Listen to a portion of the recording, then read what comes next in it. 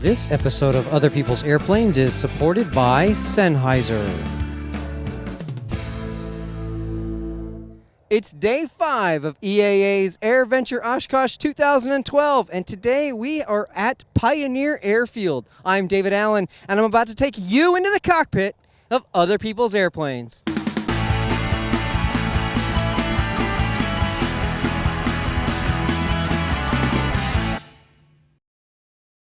So as I said, we're out here at Pioneer Airfield, and in the 3 years that I've been coming to Oshkosh, I've never been to Pioneer Airfield. There's all kinds of stuff happening at Oshkosh, and you'll have a hard time seeing all of it in any 1 year, much less 3 years. This has got a grass strip, lots of helicopters hopping rides, the museum's on the other side, and of course we've got the Goodyear blimp behind me. So right now, we're going to walk over and talk to one of the pilots in training about what it's like to fly this blimp.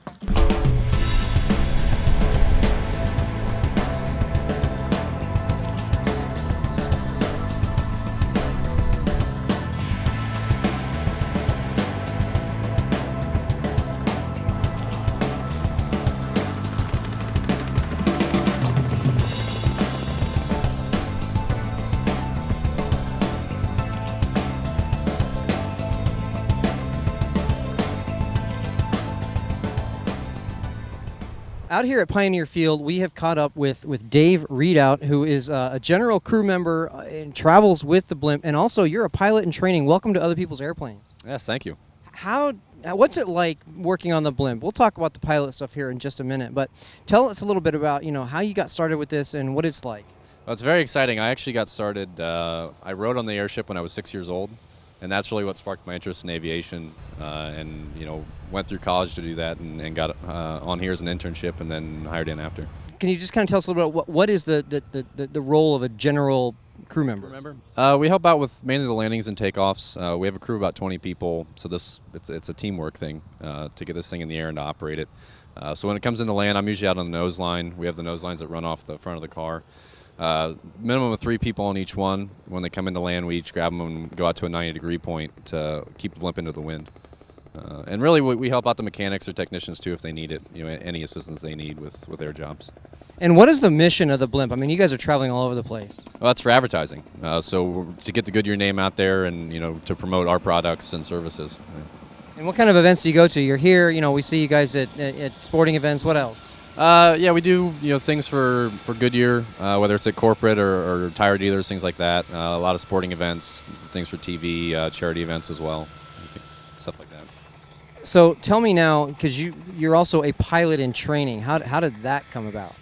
Well, again, when I rode on the airship as a little kid, that's what sparked my interest in aviation. And as a 6-year-old, that was the coolest thing I could do. And I knew the pilot here, who I rode with. He was still working here, and got in, to get some training on the airship, just to see what it was like. Because besides flying on it, I hadn't really had a whole lot of experience with it, and just kind of went from there. It's not exactly like if I wanted to go get a multi-engine rating or an instrument rating, I could pretty much find a school. Where's blimp school? Well, you have to have somebody that has one. So Goodyear, most of our pilots, where they came from, maybe the airlines or out of college or military, so they had all of their ratings with fixed wing or rotorcraft, and then you get actually hired in, and it's about 500 hours of training in the airship before you get your lighter than air rating. 500 hours, that's a lot of training. Yeah, Goodyear has their own, it's anywhere from 6 months to a year of training before you get certified. And you have how many hours now? In the airship I have around 100.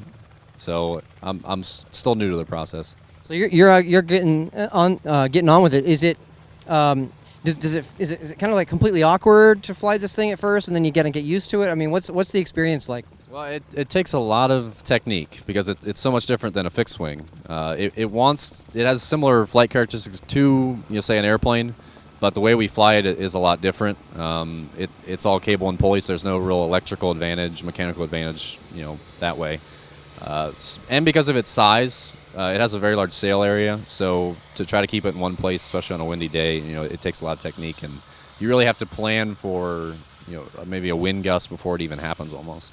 And how do you plan for a wind gust before it happens? Well, hopefully, especially if you're coming to land with our ground crew, our crew chief will give us direction of, where the wind is or if it's going to shift. But a lot of it's just by, kind of seat of your pants feel when you're in it.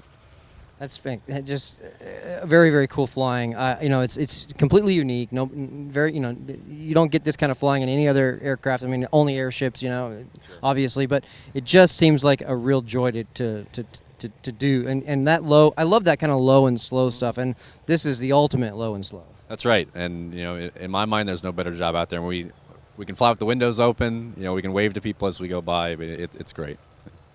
Thanks so much for joining us here on Other People's Airplanes. That was my pleasure. Thanks for coming out.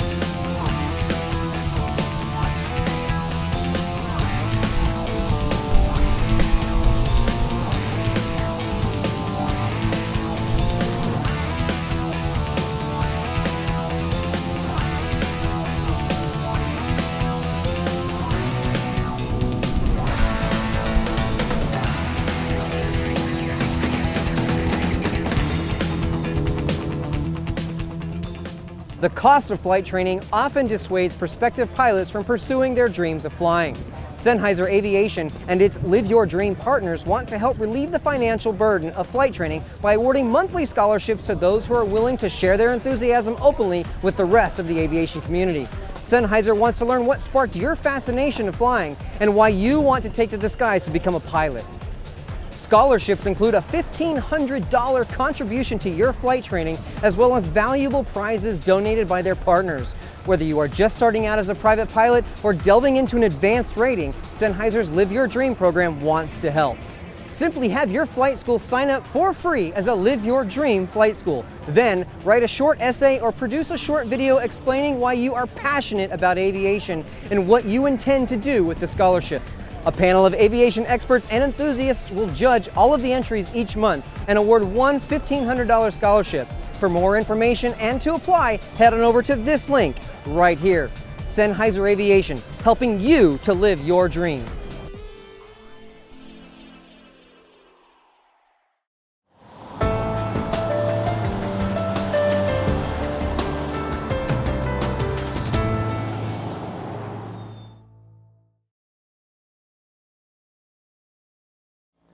We're here in front of the Sennheiser tent outside Hangar B, and right behind us is Podapalooza 2012, being hosted by Sennheiser, Flying High Coffee, and my transponder. I'm joined today by Tom and Jessie Vander Jagt. How you doing, Tom?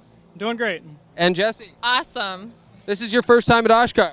Yes, it is. Yes, it is. Wow, two newbies. What brought you to Podapalooza? All the podcasts I listen to, it just manages to inspire me to come and find you guys, even if I go all the way across the airport, find the wrong place first. Are you a listener also? Yes, through Tom. Oh, okay. So it's not Energy's contagious. it's not necessarily voluntary. I enjoy listening to it. Good. Just the highlights. Just the highlights. Just the highlights. Okay. And so what brought you to Oshkosh this year? You've never been before, but you live right across the lake. Pretty much everything I've heard. I've never had the opportunity to come here before, so once I found out, it's like, oh, it's so close. I have to get over there and check it out. And he talked you into coming too? Yeah, it's so fun to share in the energy and excitement that's here, and with all the other pilots around. It's awesome. What day did you get here? We just got here yesterday, so Initial impression? it's a lot. We're walking back, it's like, holy crap, we only seen one half of it. So we got to come back tomorrow and see the other half that we haven't even got to yet. And I'm told you're a pilot in training, is that correct? Yep, about 35 hours into my private, so. Getting close to solo? Oh, I've soloed already. Getting close to your check ride? Yeah. What are you flying? 172s, 152s. Nice. And where are you flying out of? Riverview Airport in Jenison, Michigan. What got you started flying? Podcast and just growing up as a kid, I grew up under the traffic pattern of a small airport in western Michigan, and it just kind of inspired me. It's like someday, looking up as a little kid, someday that's going to be me flying. And it just took years and years in the availability of the internet, finding podcasts to inspire me to get to that point where I actually find myself in the cockpit. So when are you going to take that check ride? Hopefully this summer. And which podcast are you going to check in with to tell us how you did? I don't know yet. Can I just send it all out at once? Absolutely. We'll do a press release. Awesome. Well, thank you so much for being with us. Enjoy the party. Joining me now is Brad Marzari. How are you doing tonight, Brad? I'm doing wonderful. Brad has come a long way to be at Podapalooza tonight. Well, he probably came to Oshkosh for other stuff, but he comes here every year like clockwork, and he always brings something special. Yep, I come here to Oshkosh and to reward my fellow, the people who do the podcast. I'm just a listener. I bring in German chocolate from the village I live in, And what's the name of the village? Waldenbuch. I actually live in the next village over, but it's in Waldenbuch, which is outside of Stuttgart on the big map. And how long have you been coming to Oshkosh? This is my second year, but I've been dreaming of coming for about 10 years. And you also go to another fly-in that's a little bit south of us. Correct. I try and make it into Sun and Fun every year, which is where I first kind of stumbled into doing the podcasts, or the podcast listeners, or the podcast producers, I should say. So last year was your first year. What brought you back again? The pure enjoyment of it, and I'm moonlighting for a company, that they're paying I'm working for Pipistrel while I'm here as kind of a booth babe and roustabout. Here, you want to buy an airplane? I've been practicing. So last year you probably saw all the airplanes. Anything special you've seen this year? Trick question off the immediate thing that I've seen this year that really impressed me was Tora. The air show was really good. As far as new airplanes are concerned, ours is really has me impressed. And I'm sorry, that sounds like I'm plugging our own product. But that's been really good. What else have I done? Just meeting up with people that, it's fun to walk through. The girls from Mutt Muff, I'll throw a shout out at them. Walking through, and I only see them at Sun and Fun and here, and sometimes in Aero Friedrichshafen. And so they're like, the friends that like you guys, that I only meet once a year or twice a year. That's been the real fun part. So it's the people that keep bringing you back? Exactly. We have the luxury of we're staying in a home. I won't mention their names. I don't have permission to mention their names on the line. But we're staying in a house with little Michael and Ashley, and they're super for us. They really are. We eat breakfast with the kids every morning. I walk their dog at night. It's just been fantastic. So we can expect you to keep coming back? Oh, yes. Oh, yes. Well, Brad, thank you so much for taking the time to talk to us. For Other People's Airplanes, I'm Damon Favor. Ready, hit it. So that's it for day 5 of EAA's AirVenture Oshkosh 2012. We have just been having a ball here at the My Transponder party. You can hear it's just a lot of great stuff happening here. My Transponder, Sennheiser, Flying High Coffee. Is there any others? I don't know. There's so many people that have just made this kind of thing possible. So we're super glad for the people that make these kinds of parties happen. This is just a gathering of aviation podcasters, a gathering of the people who consume those podcasts, and we're just happy to bring it to you. We had a full day today. We hung out with the Goodyear blimp guys. We shot some air show. We edited all kinds of video. We've got day 4 in the can. It's almost edited. We'll post it.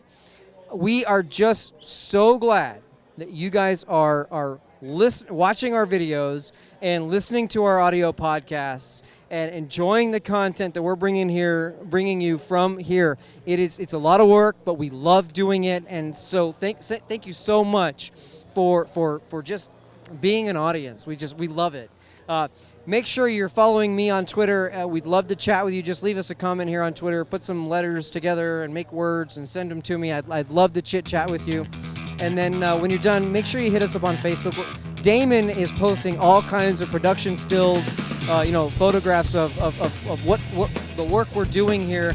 Make sure you check out that album on our Facebook page and leave comments and all that stuff. We'd love to hear from you. We love you guys. We will be back for day 6 of Oshkosh 2012 tomorrow. Goodbye. As kind of a booth babe and roustabout. Here, you want to buy an airplane? I've been practicing. Well, that's a great reason to come, but that was